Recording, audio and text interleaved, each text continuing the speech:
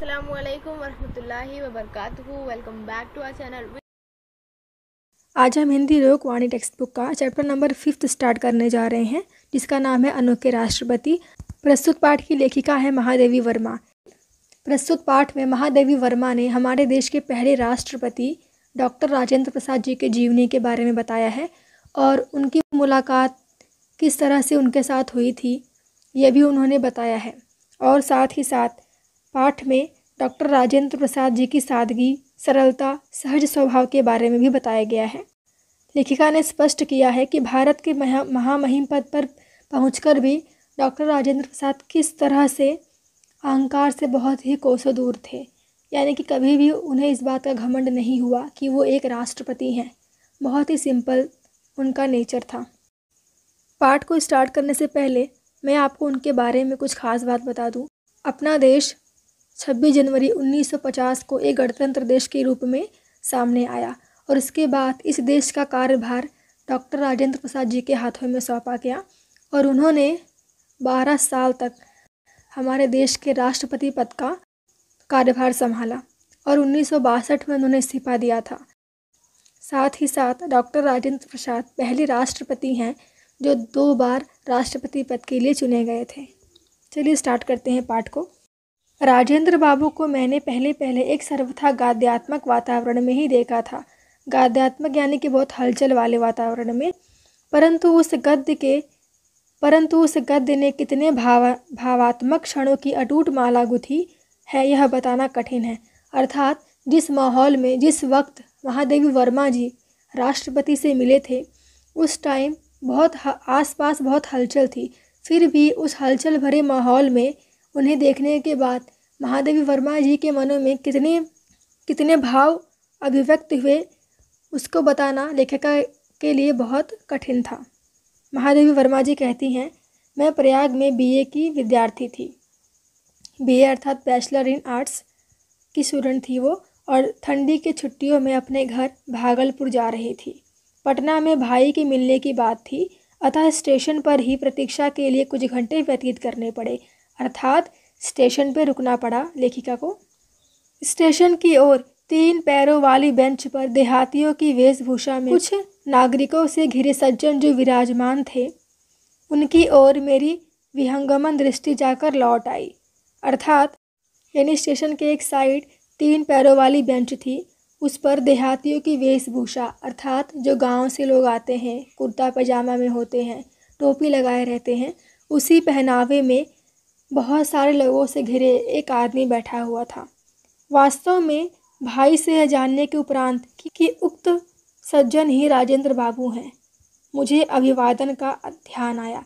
यानी कि बाद में महादेवी वर्मा जी के भाई ने बताया कि ये डॉक्टर राजेंद्र प्रसाद जी हैं।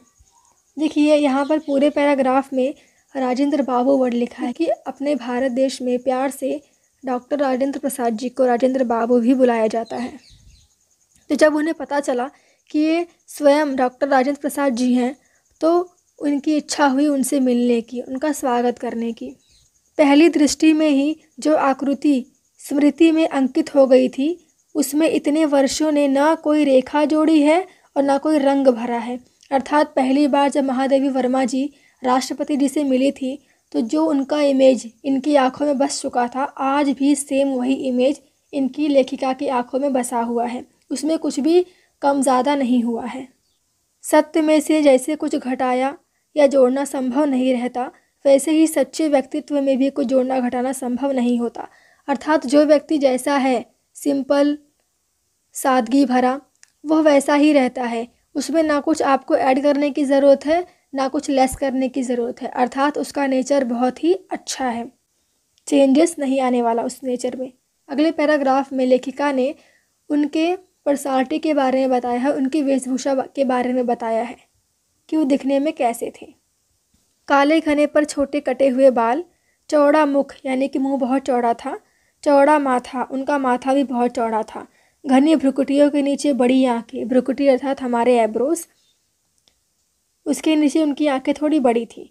मुख के अनुपात में कुछ भारी नाक, कुछ गोलाई लिए चौड़ी टुड्डी अर्थात जो हमारे लिप्स के नीचे का पार्ट है, कुछ मोटे और सुडौल ओठ, सुडौल यानी कि गोल शेप में श्यामल छाई देता हुआ गेहुआ वर्ण। देखिए गेहुआ हमारे स्किन का कलर है। जिस प्रकार कोई गोरा होता है, कोई काला होता है, कोई सांवला होता है, तो वही गेहुआ भी होता है। बड़ी बड़ी ग्रामीणों अर्थात गांव जैसी मूछें जो ऊपर के होठ को ही नहीं ढक लेती थी, नीचे के होठों पर भी रोमिल आवरण डाले हुई थी।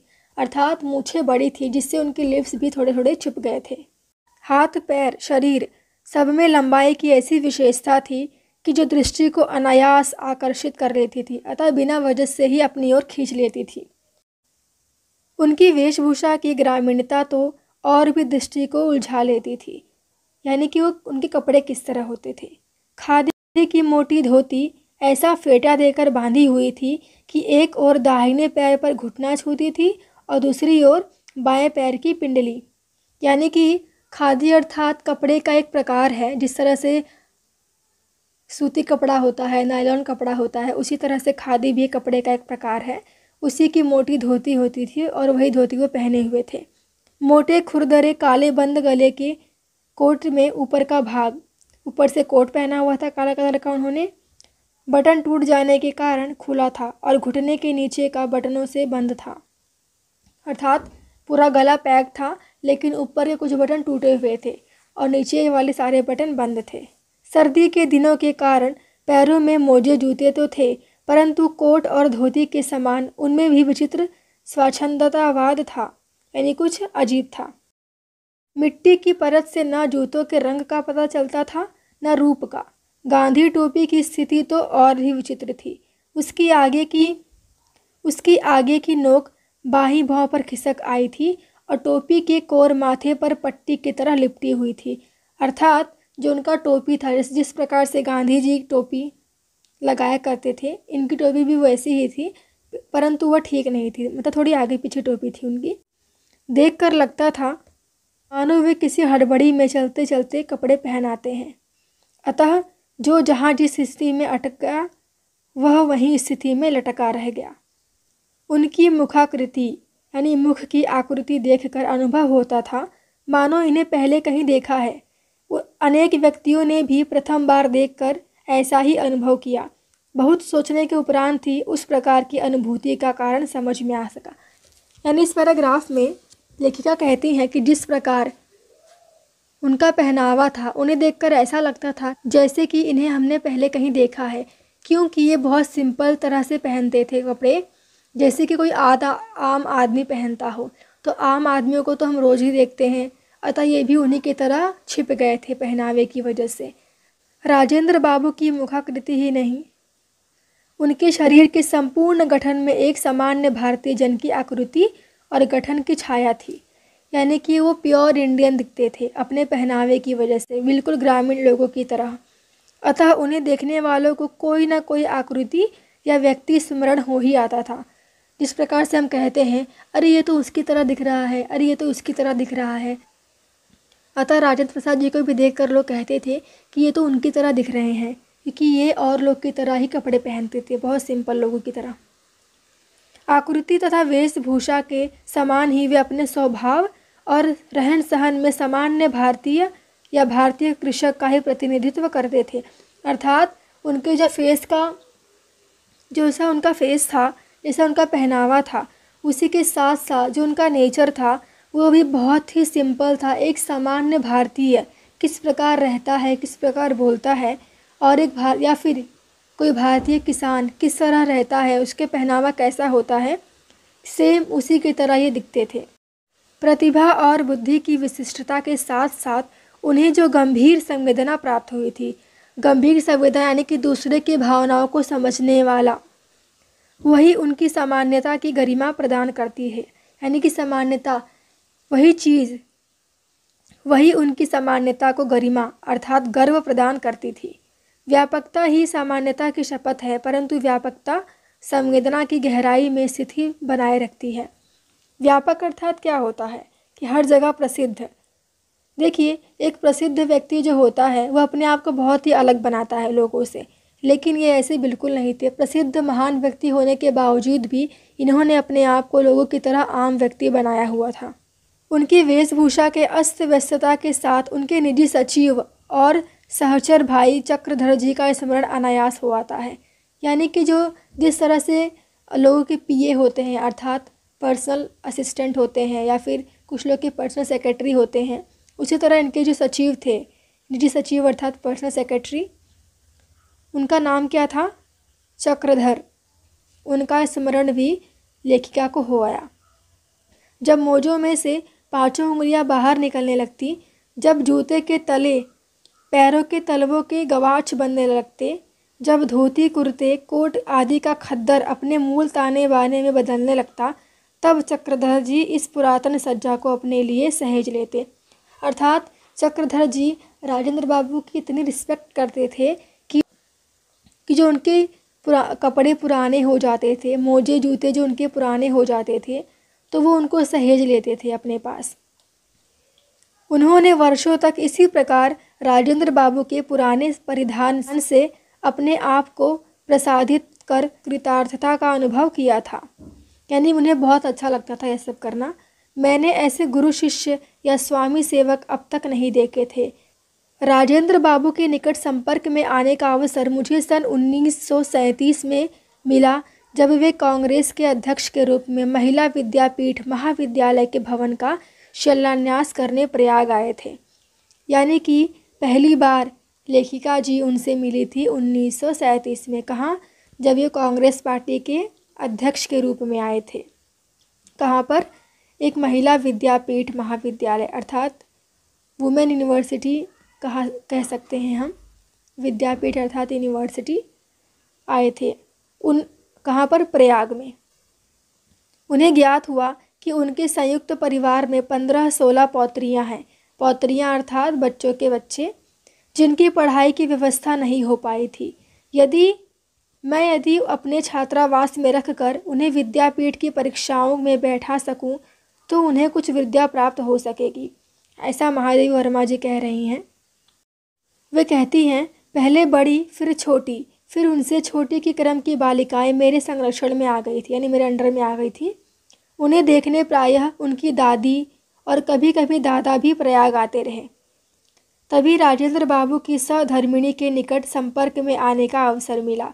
यहाँ पर सहधर्मिणी अर्थात उनकी पत्नी। वे सच्चे अर्थ में धरती की पुत्री थी। यानी अब लेखिका उनके पत्नी के बारे में बता रही हैं कि जिस तरह राजेंद्र बाबू अपने आप में एक महान व्यक्ति थे, उनकी पत्नी भी अपने आप में महान थी। वे यहाँ पर कह रही हैं कि वे एक सच्चे अर्थ में धरती की पुत्री थी। वे साध्वी, सरल, क्षमामयी, सबके प्रति ममतालु और असंख्य संबंधों की सूत्रधारणी थी, अर्थात सबको जोड़ने वाली। ससुराल में उन्होंने बालिका वधू के रूप में पदार्पण किया था, अर्थात उनकी शादी बचपन में ही हो गई थी। इसे लिखा है बालिका वधू अर्थात छोटी उम्र में बहू बन जाना, किसी की पत्नी बन जाना। सप्रभात जमींदार परिवार की परंपरा के अनुसार उन्हें घंटों सिर नीचा करके एकासन बैठना पड़ता था। परिणामतः उनकी रीढ़ की हड्डी इस प्रकार झुक गई कि युवती होकर भी वे सीधे खड़ी नहीं हो पाती थी। ये उनके बारे में बताया गया है कि जमींदार के घर में पैदा हुई लड़की, जमींदार उस टाइम में बहुत अमीर हुआ करते थे, बट उनके घर में औरतों की स्थिति कुछ ऐसी ही होती थी, तो इन्हें भी सर को झुकाकर खड़ा रहना पड़ता था। तो इसके कारण जो उनकी रीढ़ की हड्डी थी थोड़ी झुक गई थी, तो बड़ी होने के बावजूद भी ये सीधी खड़ी नहीं हो पाती थी। बालिकाओं के संबंध में राजेंद्र बाबू का स्पष्ट निर्देश था कि वे सामान्य बालिकाओं के समान बहुत सादगी और संयम से रहें। वे खादी के कपड़े पहनती थीं, जिन्हें वे स्वयं ही धो लेती थीं। ऐसा राजेंद्र बाबू वहाँ पढ़ने वाली बालिकाओं से कहते हैं। उनके साबुन तेल आदि का व्यय भी सीमित था, अर्थात खर्चे बहुत कम थे उनके लिए। कमरे की सफाई, झाड़ पोछ, गुरुजनों की सेवा आदि भी उनके अध्ययन के आवश्यक अंग थे। यानी कि उस महिला विद्यापीठ में महादेवी वर्मा जी किस तरह से बालिकाओं को शिक्षा देती थी और जो इंस्ट्रक्शन राजेंद्र बाबू ने उन्हें दिए थे वो सब के बारे में बताया गया है। उस समय स्वतंत्रता संघर्ष के सैनिकों का गंतव्य जेल में ही रहता था, अर्थात जिस स्वतंत्रता संघर्ष के सैनिक जो थे उनका जो ग्रुप था वो कहाँ था? जेल में ही रहता था। अतः प्रायः किसी की पत्नी, किसी की बहन, किसी की बेटी विद्यापीठ के छात्रावास में आ उपस्थित होती थी।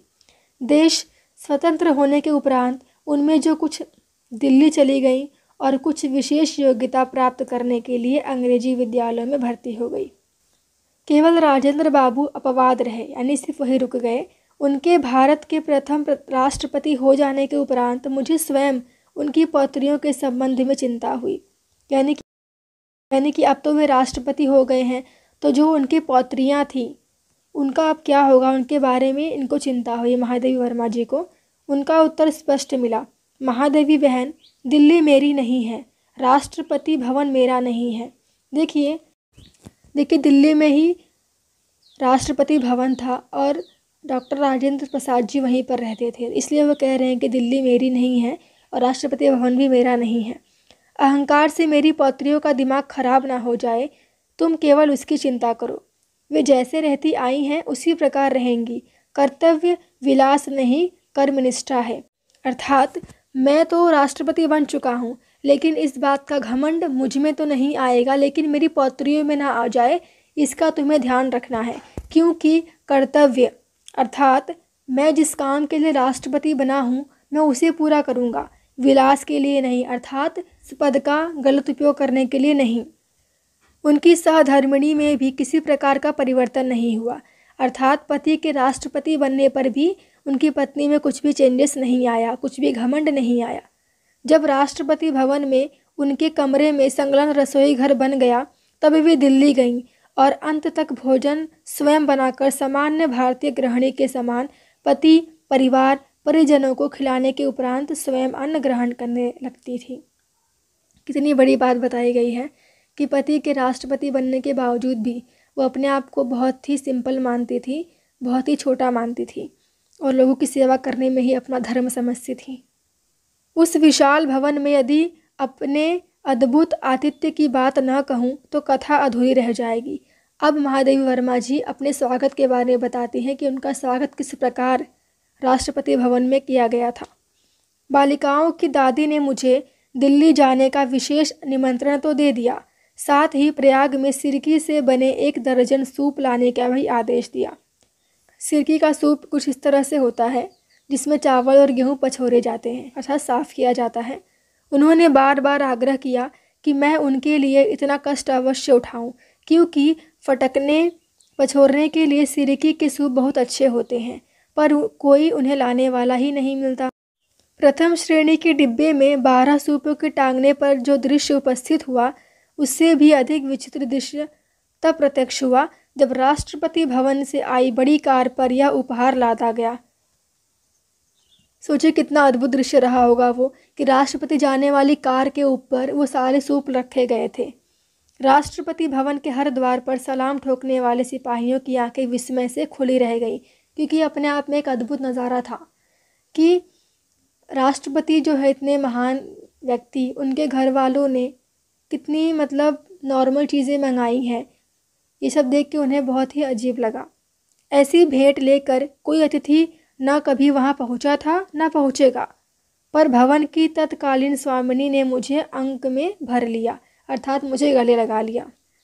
राजेंद्र बाबू तथा उनकी सहधर्मिणी सप्ताह में 1 दिन अन्न नहीं ग्रहण करते थे।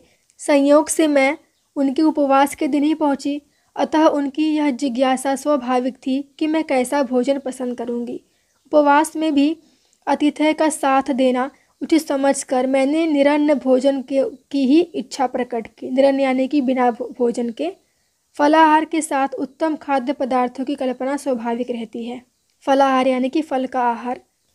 मुझे आज भी वह संध्या, वह इवनिंग नहीं भूलती जब भारत के प्रथम राष्ट्रपति को मैंने सामान्य आसन पर बैठकर दिन भर के उपवास के उपरांत केवल कुछ उबले आलू खाकर पलायन करते देखा था। अर्थात पूरे दिन उपवास रखने के बावजूद शाम को जब उन्हें जाना था कहीं बाहर राष्ट्रपति जी को, तो उन्होंने सिर्फ उबले हुए आलू खाए और चले गए। मुझे भी वही खाते देखकर उनकी दृष्टि में संतोष और ओठों पर बालकों जैसी सरल हंसी छलक उठी थी। जीवन मूल्यों की परख करने वाली दृष्टि के कारण उन्हें देश रत्न की उपाधि मिली थी, यानी उन्हें भारत रत्न भी दिया गया था। मन की सरल स्वच्छता ने उन्हें अजातशत्रु बना दिया था। अनेक बार प्रश्न उठता है, क्या वह सांचा टूट गया जिसमें ऐसे कठिन कोमल चरित्र ढलते थे, अर्थात महादेवी वर्मा जी के मन में एक प्रश्न उठा, क्या आज भी ऐसे लोग हैं जो बड़ी बड़ी उपाधि प्राप्त करने के बावजूद भी इतना सिंपल रह सकें?